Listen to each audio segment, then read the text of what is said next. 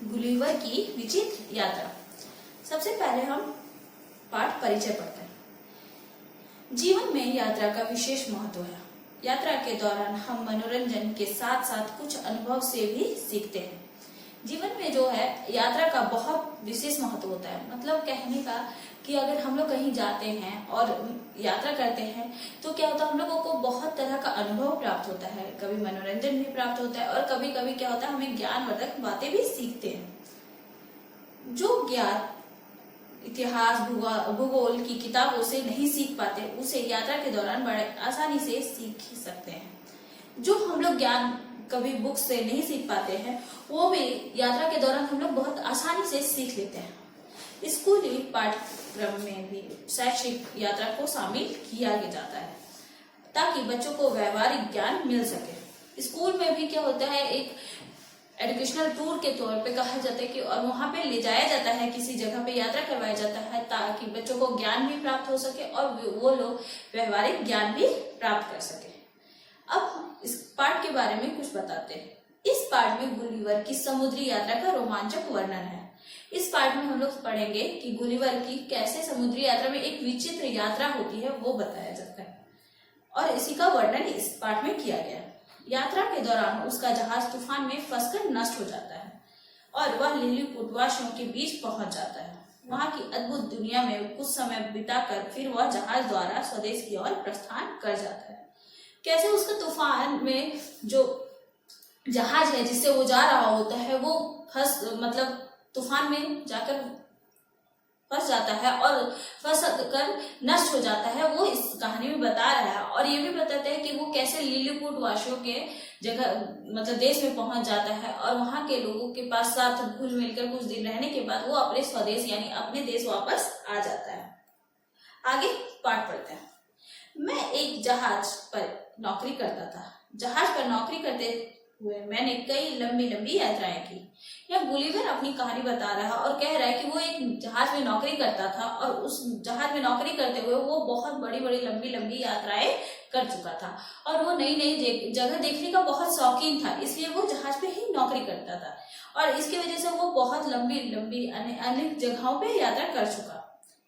एक बार दक्षिण सागर में पूर्वी द्वीप समूह की ओर जाते हुए हमारा जहाज तूफान में फंसकर चकनाचूर हो गया। सौभाग्य से मैं तैरकर किनारे पर आ गया और थककर वहीं लेट गया। एक बार क्या होता है, वो दक्षिणी सागर में जाता है जहाँ पे पूर्वी द्वीप समूह तरफ जाता है, जहाँ पे क्या होता है अचानक से तूफान आता है और तूफान में उसका जो जहाज है वो चकनाचूर हो जाता है यानी नष्ट हो जाता है। और सौभाग्य यानी उसका जो किस्मत था बहुत अच्छा होने के कारण वो क्या करता है, उस जगह से उस समुद्र से तैर कर आगे मतलब किनारे पर आकर पहुंच जाता है और थक कर वहीं पे फिर लेट जाता है।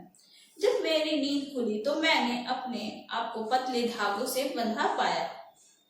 मैं आश्चर्य में पड़ा रहा, सोच रहा था कि कोई चीज मेरे पैरों पर रेंगती रेंगती मेरी छाती पर आ खड़ी हुई। जब वो लेटा था उसके बाद जब उसका नींद खुला तो वो क्या देखता है कि अपने आप को वो एक धागे पतले पतले धागों में बंधा हुआ पाता है और आश्चर्य में पड़ जाता है कि कोई उसके मतलब शरीर पे रेंगता हुआ आगे जा रहा है और अब आते आते क्या उसके छाती के पास पहुंच जाता है। यह एक मानव आकृति थी, छोटी सी लगभग 1 बरिस्त ऊंची। वह देखता है कि वह जो रेंगता हुआ उसके छाती पे पहुंचा वो कौन था, एक मानव आकृति थे यानी मानव का ही रूप था और वो कितने भर का था, बलिष्ठ बने 1 उंगली मतलब 1 बित्ता भर का। कुछ देर बाद उसी प्रकार के सैकड़ों प्राणी मेरे शरीर पर चढ़ाते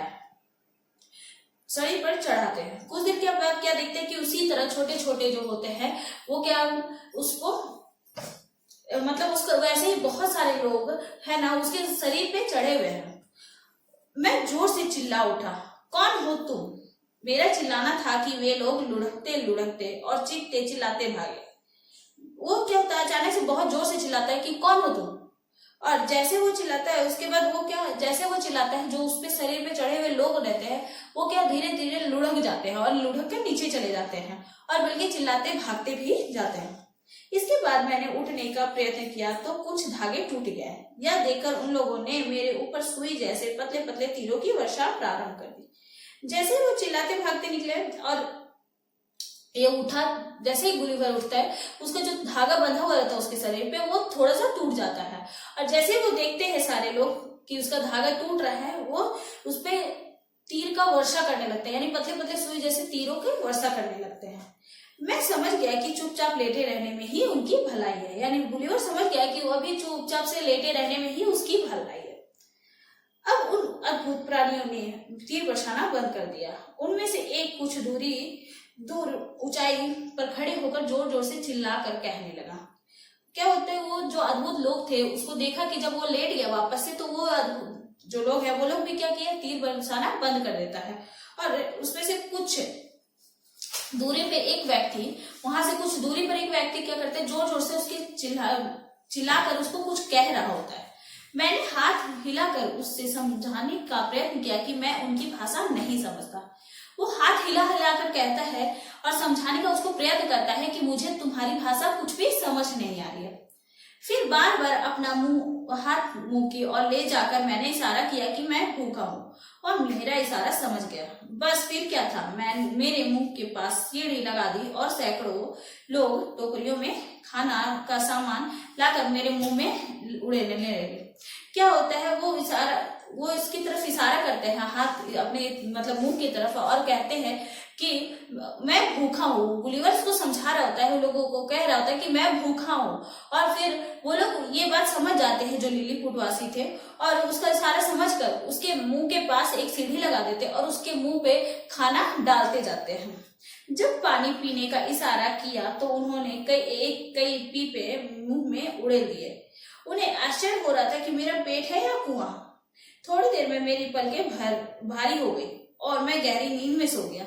अब वो खाना खाने के बाद वो पानी पीने का इशारा कर रहा होता था, तो वहां के जो लिलीपुटवासी थे वो क्या करने लगे, उसके मुंह में पाइप से पानी डालने लगे। अब वो लोगों को भी समझ में नहीं आ रहा था ये इसका पेट है या खेत है, यानी इतना बड़ा पेट है कि उसमें तो जाया जा रहा है, पानी जा रहा है, खाना जा रहा है, और उसका भूख शांति नहीं हो रहा है।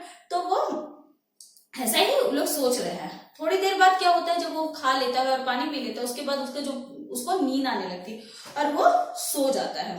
खड़ खड़ खड़ खड़ की आवाज से जब मेरी नींद टूटी तो यह देखकर मेरे आश्चर्य का ठिकाना ना रहा कि एक गाड़ी में मेरे रख कर मुझे कहीं ले जाया जा रहा था। जैसे वो थोड़ा नींद में रहता है, उसके थोड़ा देर के बाद उसको क्या सुनाई देता है, खड़खड़ का आवाज सुनाई देता है, और जैसे वो आंख खोलता है तो देखता है क्या है, उसको सारे जो लिलीपुटवासी है वो क्या करे, कहीं ले जाने, किसी एक लकड़ी के गाड़ी में उसको सुला करके कहीं ले जा रहे हैं।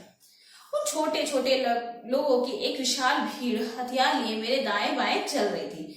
मैं समझ गया कि मुझे कैद कर लिया गया है। क्या होता है, वो लोग एक देखता है गुलिवर की उसके आजू बाजू माने उसके दाएं बाएं जगह स्थान पर बहुत सारे जो छोटे छोटे लिलीपुटवासी है वो क्या कर रहे हैं, हथियार लेके ही उसके साथ ही चले जा रहे हैं, और उसको समझ में आ जाता है गुलिवर क्योंकि उसको अब सब मिलकर कैद कर लिया है। मुझे वहां पहुंचते ही लिलीपुटवासियों की एक विशाल भीड़ मुझे देखने के लिए उमड़ पड़ी। वहां जैसे ही गुलिवर पहुंचता है उसके देश में, लिलीपुटवासी के देश में, तो वहां बहुत सारे और जो लोग रहते थे वो सब उसको देखने के लिए वहां पे भीड़ आ जाते हैं।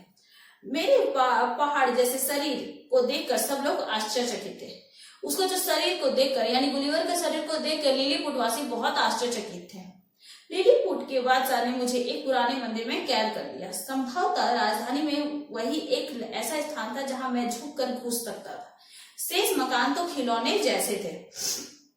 लिलीपुट का जो बादशाह था यानी राजा था, वो उसको क्या करता है, एक पुराने मंदिर में कैद कर लेता था, और कर लिया जहां पे लगता है कि उस पूरे एरिया में, यानी पूरा उस जो क्षेत्र था लिलीपुटवासी का देश था, उसमें सिर्फ वही एक पुराना मंदिर था जहां पे वो गुलिवर खुद झुक करके अंदर जा सकता था। बाकी जो मतलब जो वो लोग का घर था वो तो एक खिलौने के रूप ही जैसा दिखता था। जिस तरह वे लोग मेरे विशाल शरीर को देखकर आश्चर्यचकित थे, वैसे ही उसी प्रकार उनकी छोटी सी दुनिया को देखकर हैरान था। जैसे ही लिलीपुटवासी गुलिवर को देख के हैरान थे, वैसे ही जो वहां के लोग थे लिलीपुटवासी थे वो भी गुलिवर को देखकर बहुत आश्चर्यचकित थे। इसके बाद का कहानी हम दूसरे वीडियो में पढ़ेंगे। Thank you.